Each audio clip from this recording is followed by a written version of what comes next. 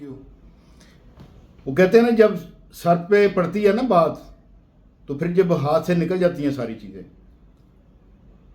عوام جب بیدار ہو کر ان حالات سے جان ہتھیلی پر رکھ کر باہر نکلتی ہے تو پھر وہ سب کچھ بھول جاتی ہے کہ کس نے کیا کیا اور کیا دیا.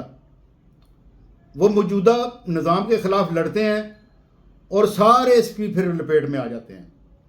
اس صورتحال میں ان کے لیے جو ہے وہ سبق موجود ہے حکمرانوں کے لیے، اگر وہ اس چیز کو سمجھیں تو. کسی کو خبر ہے کہ ہر گزرتا ہوا لمحہ ملکی سالمیت، سلامتی جو ہے اس کو انارکی کی طرف دھکیل رہا ہے. نہ کسی سیاسی جماعت نے کوئی سیکھا ہے، نہ کسی ادارے نے کوئی سیکھا ہے. یہ جو پاکستان کا جو اس وقت نقشہ ہے نا، یہ بڑا گمبھیر ہو چکا ہے.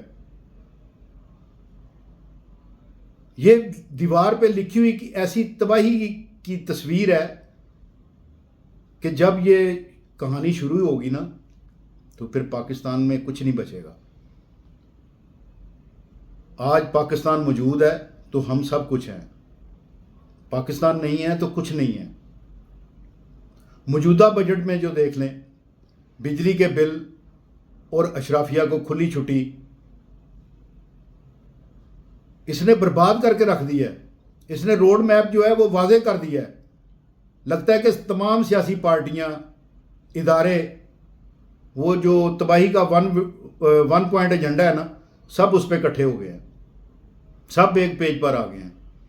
تو لہذا میری آپ لوگوں سے، حکمرانوں سے استدعا ہے کہ خدا را ابھی بھی وقت ہے، اپنے آپ کو صحیح کر لیں تاکہ میرا ملک پاکستان، ملک عظیم ترقی کر سکے.